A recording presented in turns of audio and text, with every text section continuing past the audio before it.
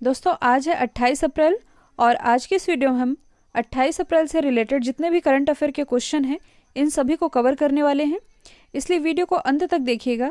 और यदि आप लोगों को इस वीडियो की पीडीएफ चाहिए तो आप हमारा टेलीग्राम चैनल भी ज्वाइन कर सकते हैं, जिसके लिंक डिस्क्रिप्शन बॉक्स में दी हुई है। और कल के वीडियो का टारगेट मैंने रखा था 20,000 लाइक का, लेकिन वो 10,000 लाइक में ही रुक गया। तो आज मैं आप लोगों को सेम टारगेट देती हूँ, इस वीडियो को ज़्यादा से ज़्यादा लाइक कीजिए। एटलीस्ट 20,000 लाइक का टारगेट है और एटलीस्ट एक स्टडी रिलेटेड ग्रुप में शेयर जरूर करिएगा। तो चलिए स्टार्ट करते हैं हमारा पहला क्वेश्चन। हाल ही में विश्व पशु चिकित्सा दिवस ये कब मनाया गया है, यानी कि वर्ल्ड वेटनरी डे। तो ये अभी हाल ही में मनाया गया है 25 अप्रैल को। यहाँ पर ध्यान दीजिएगा आप, ये इस बार तो मनाया गया है 25 अप्रैल को, लेकिन ये हमेशा ही 25 अप्रैल को नहीं मनाया जाता है। ये मनाया जाता है प्रत्येक वर्ष अप्रैल माह के अंतिम शनिवार को, और इस बार अप्रैल माह का अंतिम शनिवार ये था 25 अप्रैल को, और 25 अप्रैल को ही मनाया गया है वर्ल्ड वेटनरी डे। अच्छा, ये दिवस मनाया क्यों जाता है? तो देखिए, यह जो दिवस है ये जानवरों यानी कि एनिमल्स और समाज के स्वास्थ्य के लिए जो पशु चिकित्सक हैं उनके योगदान को एक जश्न के रूप में मनाने का एक मौका प्रदान करता है, और इसलिए पशु चिकित्सा दिवस मनाया जाता है। और इस बार जो पशु चिकित्सा दिवस मनाया गया है इसकी थीम क्या रही थी? तो हिंदी में इसकी थीम थी पशु और मानव स्वास्थ्य में सुधार के लिए पर्यावरण संरक्षण, या इसे हम इंग्लिश में कहेंगे environment protection for improving animal and human health. तो आप थीम भी याद रखेंगे। 22 अप्रैल को क्या मनाया गया है? वर्ल्ड अर्थ डे यानी कि विश्व पृथ्वी दिवस, जिसकी थीम थी क्लाइमेट एक्शन। 24 अप्रैल को मनाया गया है पंचायती राज दिवस, और 26 अप्रैल को क्या मनाया गया है? विश्व बौद्धिक संपदा दिवस, और इसकी थीम रही थी innovate for green future. Next question है, विश्व टीकाकरण सप्ताह कब से कब तक मनाया जाता है, यानी कि वर्ल्ड वैक्सीनेशन वीक। तो देखिए, ये भी मनाया जा रहा है 24 से 30 अप्रैल तक। तो हर साल अप्रैल महीने के अंतिम सप्ताह को मनाया जाता है विश्व टीकाकरण सप्ताह के रूप में। और क्यों मनाया जाता है? तो टीकाकरण के प्रति लोगों को अवेयरनेस करने के लिए, लोगों में जागरूकता बढ़ाने के लिए 24 से 30 अप्रैल तक हम मनाते हैं विश्व टीकाकरण सप्ताह के रूप में। और इस बार का जो विश्व टीकाकरण सप्ताह मनाया जा रहा है, इस बार की थीम है वैक्सीन वर्क फॉर ऑल। तो इसकी थीम भी आप याद रखेंगे। यदि हम अदर ऑप्शन को डिस्कस करें तो देखिए, जो आरबीआई है यानी कि रिजर्व बैंक ऑफ इंडिया, इसने 10 से 14 फरवरी को वित्तीय साक्षरता सप्ताह के रूप में मनाया था। और मैंने आप लोग बताया भी था 1 से 7 मार्च तक क्या मनाया गया? अंतर्राष्ट्रीय योग सप्ताह, और यह आयोजित किया गया था उत्तराखंड के ऋषिकेश में। इसके अलावा 9 से 14 अक्टूबर को हम क्या मनाते हैं? तो 9 से 14 अक्टूबर तक मनाया जाता है विश्व डाक सप्ताह के रूप में। तो ये भी आप याद रखेंगे। अब देखिए, यहाँ पर हम बात कर रहे हैं टीकाकरण की यानी कि वैक्सीनेशन की। तो आप लोगों को ये भी मालूम होना चाहिए कि नेशनल वैक्सीनेशन डे ये कब मनाया जाता है? तो ये मनाया जाता है 16 मार्च को, जबकि जो वर्ल्ड वैक्सीनेशन डे है ये मनाया जाता है 10 नवंबर को। तो दोनों ही आप याद रखेंगे। नेक्स्ट क्वेश्चन है, किस राज्य सरकार ने दवाओं की होम डिलीवरी के लिए धनवंतरी स्कीम की शुरुआत की है? तो धनवंतरी स्कीम, इसकी शुरुआत अभी हाल ही में की है असम गवर्नमेंट ने। जो असम सरकार है इसने दवाओं की होम डिलीवरी के लिए इस स्कीम को शुरू किया है। और इस योजना के अंतर्गत जो पेशेंट है ये मोबाइल के ज़रिए अपनी दवाओं की पर्ची हेल्थ वर्कर को भेज सकते हैं और उन्हें इन्फॉर्म कर सकेंगे कि उन्हें ये दवाई चाहिए। और इस समय पर किसी भी राज्य सरकार के द्वारा शुरू की गई ये सबसे बड़ी डिलीवरी कार्यक्रम है, जिसमें कि दवाओं की होम डिलीवरी की जाएगी। अब यदि हम बात करें असम की, तो यहाँ की राजधानी क्या है? दिसपुर। मुख्यमंत्री हैं सर्बानंद सोनोवाल। गवर्नर है जगदीश मुखी। असम में ही स्थित है काजीरंगा राष्ट्रीय उद्यान, जो कि फेमस है एक सींग वाले गेंडे के लिए। इसके अलावा हम स्कीम की बात कर ही रहे हैं, तो देखिए कुछ समय पहले ही असम गवर्नमेंट के द्वारा अरुंधति स्कीम की भी शुरुआत की गई थी। और ये अरुंधति स्कीम क्या है? तो इस स्कीम के अंतर्गत जो गरीब वर्ग की लड़कियां हैं, गरीब परिवार की, उनकी शादी पर 1 तोला सोना देगी असम गवर्नमेंट। ये थी अरुंधति स्कीम। नेक्स्ट क्वेश्चन है, किस देश की पूर्व कप्तान सना मीर ने इंटरनेशनल क्रिकेट से संन्यास ले लिया है? तो देखिए, सना मीर ये बिलोंग करती हैं पाकिस्तान से। ये पाकिस्तान की पूर्व कप्तान रह चुकी हैं और इन्होंने अभी हाल ही में संन्यास की घोषणा कर दी है। इन्होंने पाकिस्तान के लिए कुल 226 इंटरनेशनल मैच खेले हैं और 2009 से लेकर के 2017 तक ये पाकिस्तान क्रिकेट में यानी कि महिला क्रिकेट में कैप्टन के रूप में भी कार्य कर चुकी हैं। तो ये आप याद रखेंगे। और मैं आप लोगों को हमेशा ही कहती हूँ कि पाकिस्तान हमारे लिए एग्जिस्ट नहीं करता है। बात सिर्फ इतनी है कि कुछ क्वेश्चन है जो कि एग्ज़ाम का पार्ट बन सकते हैं, इसलिए हमें याद रखना है। पाकिस्तान की यदि हम बात करें तो राजधानी है इस्लामाबाद। यहाँ के प्रधानमंत्री हैं क्रिकेटर इमरान खान। प्रेसिडेंट कौन है? ये है आरिफ अलवी।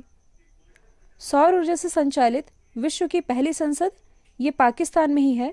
साथ ही कुछ समय पहले ही पाकिस्तान ने गन्ने के रस को यानी कि शुगर केन जूस को अपना नेशनल ड्रिंक भी डिक्लेयर किया था।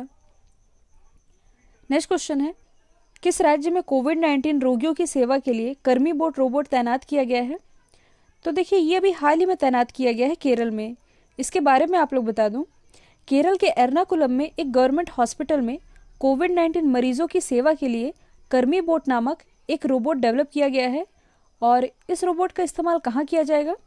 तो देखिए, मेडिकल कॉलेज के कोविड-19 आइसोलेशन वार्ड में जो मरीज रखे हुए हैं उनकी सहायता के लिए ये यूज़ किया जाएगा। यही है कर्मी बोट रोबोट।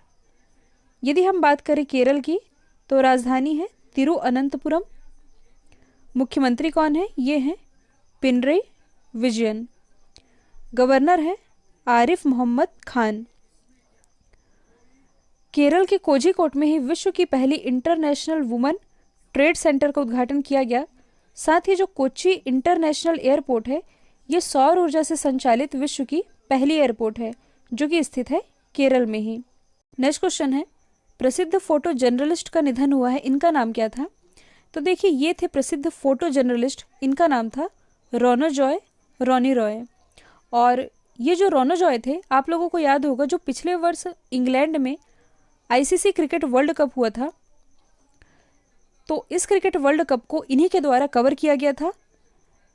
रोनी रॉय ये थे एक प्रसिद्ध फोटो जर्नलिस्ट जिनका भी हाल ही में निधन हुआ है। यदि हम अदर ऑबिचरी को डिस्कस करें तो कल मैंने आप लोग बताया था ग्रीम वॉटसन के बारे में। ग्रीम वॉटसन ये ऑस्ट्रेलिया के पूर्व ऑलराउंडर रह चुके हैं और इनका भी अभी हाल ही में निधन हुआ है। जो बसंत दास हैं ये ओडिशा से राज्यसभा सांसद रह चुके हैं। यदि हम बात करें ऊषा गांगुली जी की तो ये जानी मानी थिएटर कलाकार रह चुकी हैं और इनका भी कुछ समय पहले ही निधन हुआ है।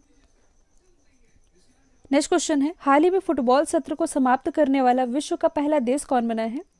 तो देखिए, ऐसा पहला देश जिसने कि फुटबॉल सेशन को समाप्त कर दिया है ये बन गया है नीदरलैंड। तो कोविड-19 के कारण इसने फुटबॉल सत्र को समाप्त करने की घोषणा की है और ऐसा करने वाला ये विश्व का पहला देश बना है, इसलिए इम्पॉर्टेंट है। नीदरलैंड की यदि हम बात करें तो कैपिटल है एम्स्टर्डम, करेंसी है यूरो। और यदि आप लोगों को याद होगा तो देखिए 2019 में जो फीफा वुमेन वर्ल्ड कप रहा था, फीफा वुमेन वर्ल्ड कप 2019 वाला, जिसे कि होस्ट किया था फ्रांस ने, और इसमें विनर रहा था यूएसए, इसमें दूसरे स्थान पर रहा था नीदरलैंड। तो ये आप लोगों को याद होना चाहिए। यदि हम अदर ऑप्शन को डिस्कस करें तो जो नीयू है ये विश्व का पहला डार्क स्काई नेशन बना है, इसके बारे में मैंने आप लोगों को बताया भी था। जो साउथ कोरिया है ये 5G नेटवर्क लॉन्च करने वाला विश्व का पहला देश है, जबकि जो रसिया है ये परमाणु रिएक्टर लॉन्च करने वाला विश्व का पहला देश बना है। यानी कि तैरता हुआ परमाणु रिएक्टर ये लॉन्च किया था रसिया ने और ऐसा करने वाला ये पहला देश बना था।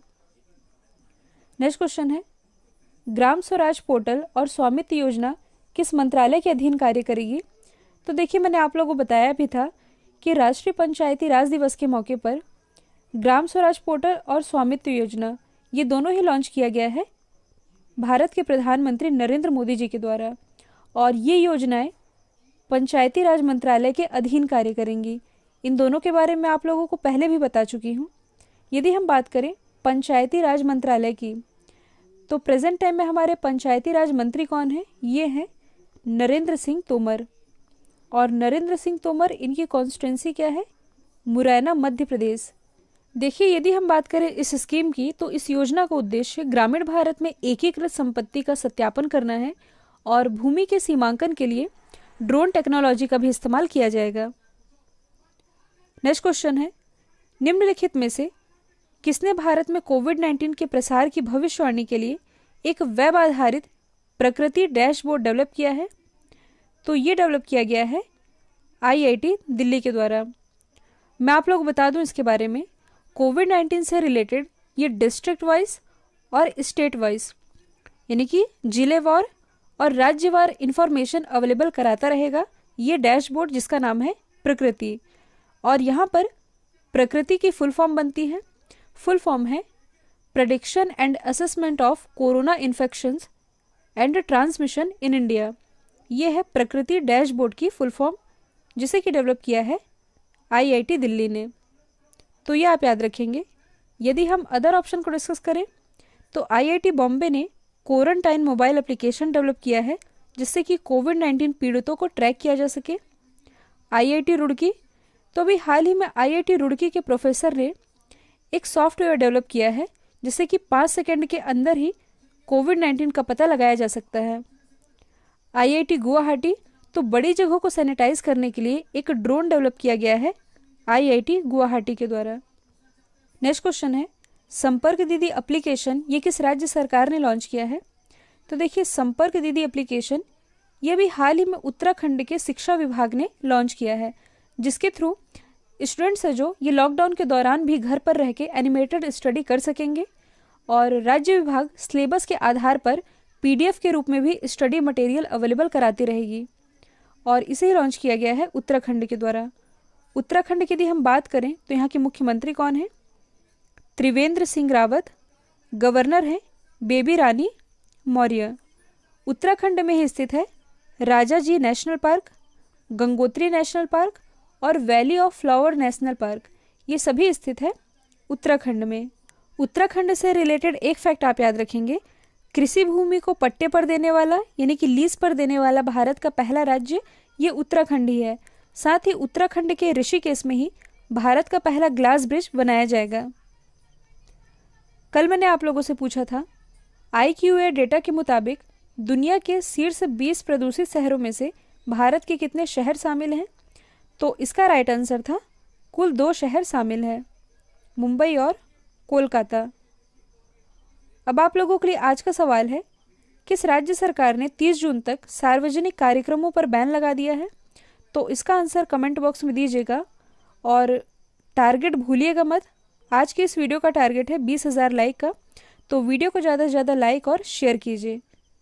तो आज के लिए इतना ही। Thank you so much.